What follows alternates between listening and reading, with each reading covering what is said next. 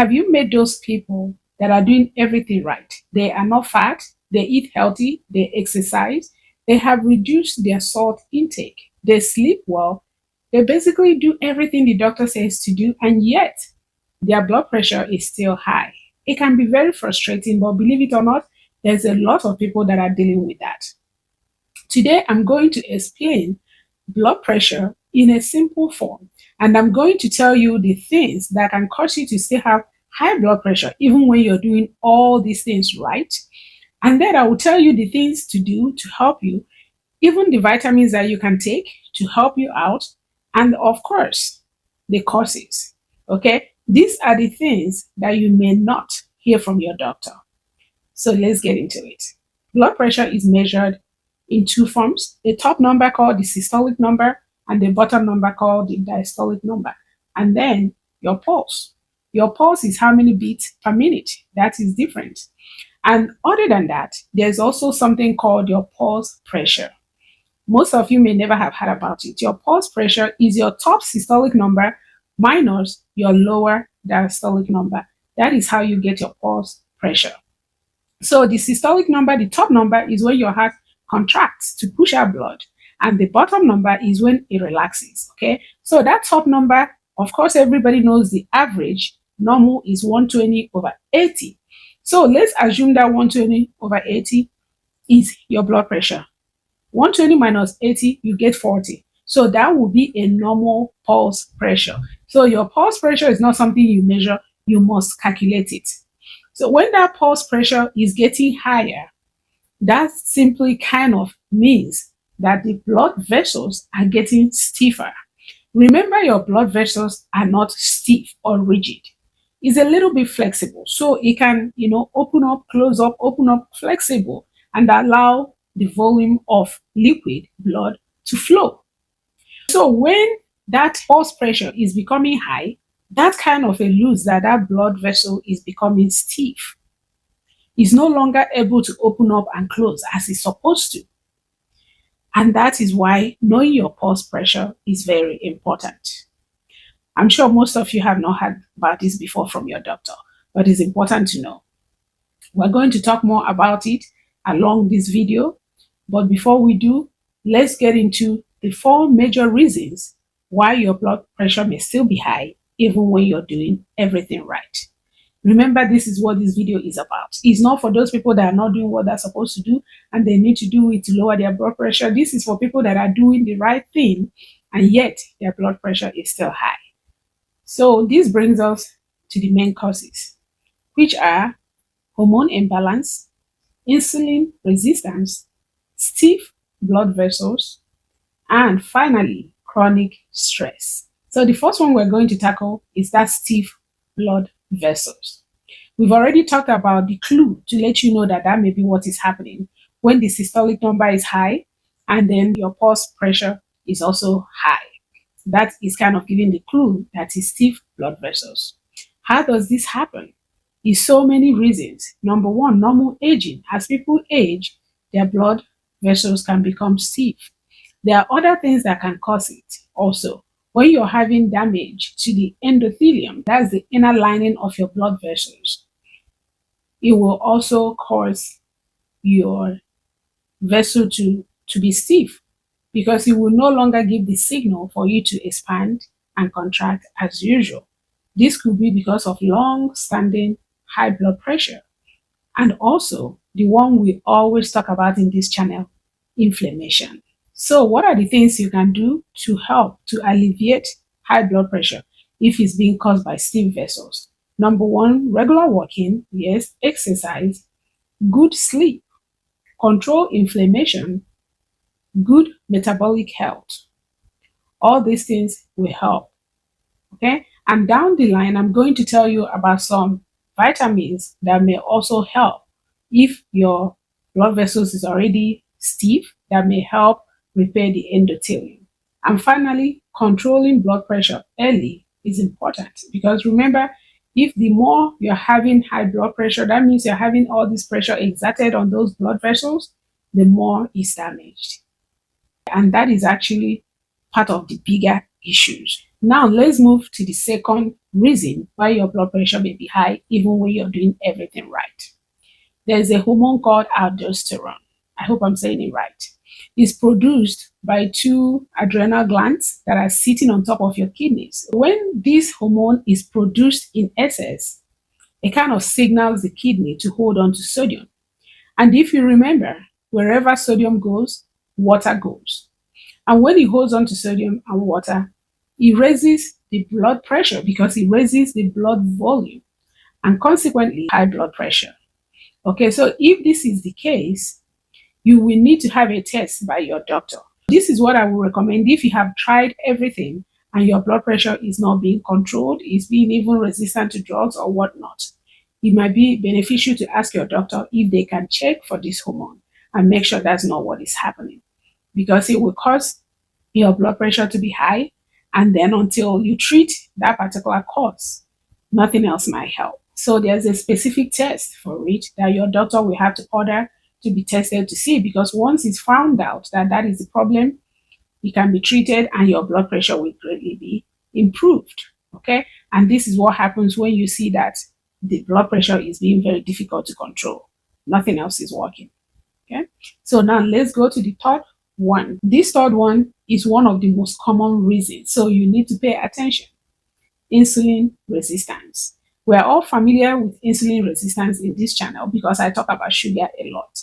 What is insulin? That is the hormone that signals your body to take sugar into the cells. Let's say after you eat a meal and then there's sugar in your blood, we already know that sugar is not supposed to be in the blood because if it's too high, it's not good. And that is what diabetes is all about. So your body will release this hormone called insulin to push those sugar into the cells.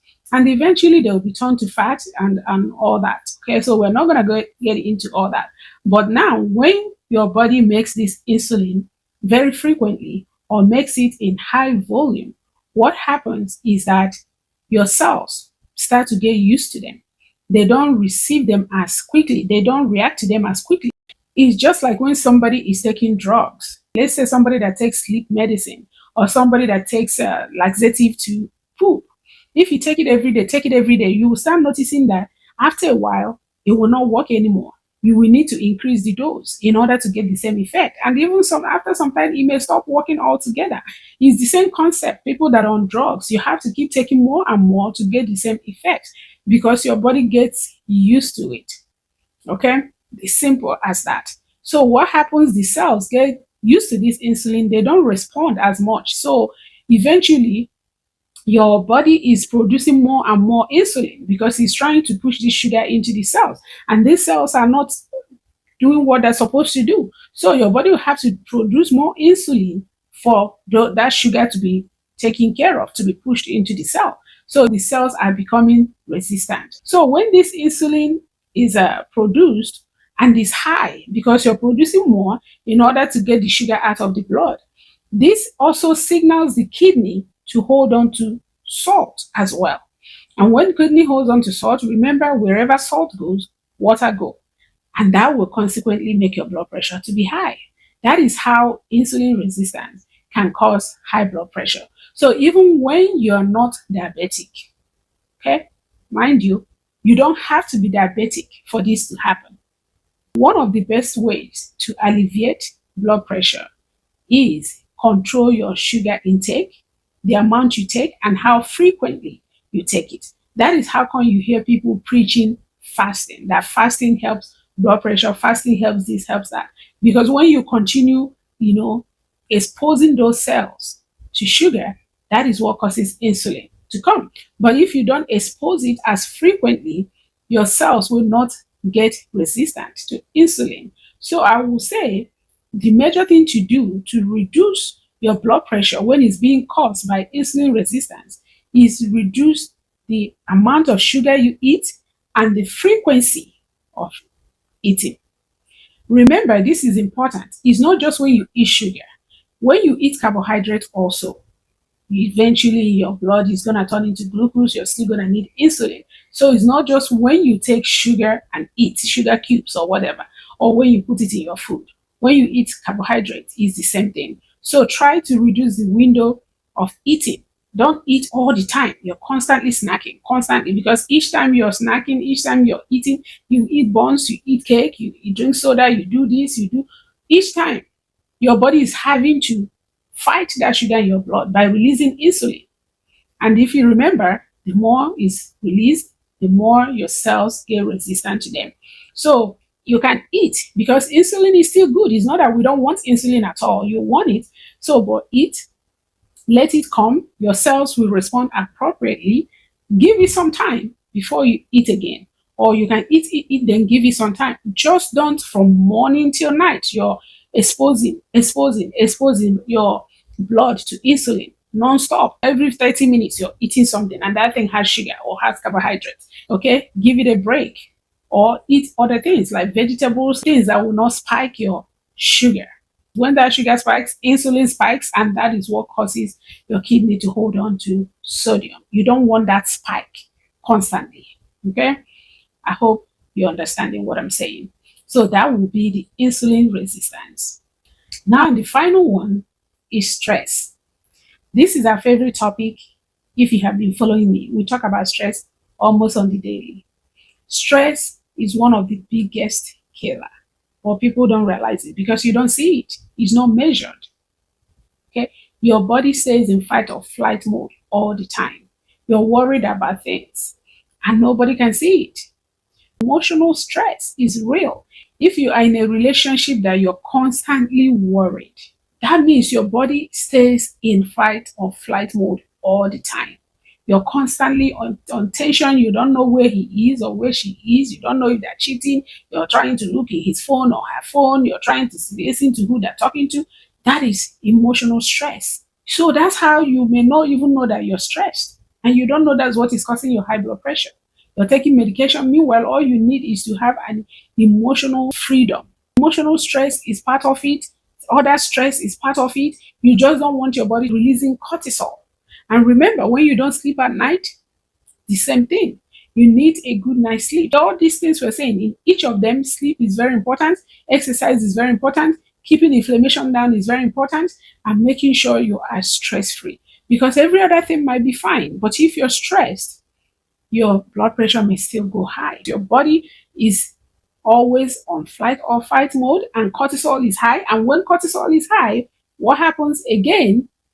It signals the kidney, it can raise blood pressure consequently. All these things are connected. If you notice a lot of things I say, I repeat it, even when I say other things, even when I'm teaching other things. So your whole body is connected, they work together. If you just finish running, your blood pressure is going to be high because your heart is pumping more blood for you to be able to get away. So you see how they're all connected? Common sense. So moving on, that is the major four causes of high blood pressure, other than obesity and high salt intake and the usual. Now I'm going to tell you the food that you need to eat to support your vascular health. In other words, support your blood pressure. These food are rich in nitric oxide. Nitric oxide is a gas that is produced inside your blood vessels, okay? And of course, the endothelium, we already talked about it, is very involved in this production. So this food will help you in nitric oxide production because nitric oxide is the gas that helps your blood vessel to expand when necessary. Like we said in the beginning, it's kind of a flexible rubbery thing that can expand when the blood is pumped through. It expands and then it can contract back. The food that will help in nitric oxide production, I'm going to read them. Spinach is a big one. So you can't go wrong with spinach. Everybody knows that, maybe not everybody, but spinach, you can never go wrong. Okay, it's a big player in the food you need to eat for healthy blood pressure. Another one is arugula, beetroot. Beetroot has been gaining popularity lately. I've been seeing it everywhere. There are people that even come and talk about beetroot alone is the almighty cure for blood pressure and all that. But so beetroot is one of them. Leafy green, vegetable rich in natural nitrates. Okay, so vegetable period, especially spinach, those will help you with blood pressure. Next, I'm also going to talk about the key vitamins, or is it? I think vitamins is the right word that will aid in blood pressure regulation. Some of them, we won't get into how they do the mechanisms and all that, but these are the major nutrients or major vitamins that you can supplement smartly to help you with high blood pressure. And I always mention, because I know how it works in this part of the world, everything I say, I'm accountable for them. I know that it's very important to say things that are right and verified, and not just say whatever you feel like saying. Whenever you want to start something new, I always advise you talk to your doctor, because there may be other things going on that may prevent you from using what I'm recommending or using what I'm saying. So always your primary doctor, the doctor that is seeing you, that is managing your blood pressure, your family doctor, is always important to consult them as well. You can always consult them and tell them what I say and hear what they will say. So the vitamins are magnesium. Magnesium helps to relax blood vessels and calm the nervous system. We already know that. We've talked about magnesium a lot in this channel. Potassium, it helps balance sodium and support normal pressure. Omega 3, we all know, is a big player in inflammation. Okay, omega 3 supports blood vessel health and reduces inflammation. And then vitamin K2, this may be the one you may not have had already mentioned. Okay, vitamin K2, it helps keep the calcium out of the arteries and supports blood vessel flexibility. Let me talk a little bit about K2, because it's a vitamin that I don't think most people are aware of or acquainted with. Basically, look at it as a traffic director. It tells the calcium where to go. Remember, when you take calcium, or when you have calcium, it can deposit in your bone where it's needed to make your bone stronger and all that. It can also go in your arteries and start causing problems. That's why it's important to know what you need and not just start taking things. Okay, when it goes into your arteries, it will cause problem there. It will cause a buildup. It will further increase blood pressure. That is how come people can have heart attacks and stroke, because when it keeps building up, that build up and completely closes off. Just think of it as a pipe, and a section of the pipe closes off. If water is flowing, it will not flow past. There's a blockage.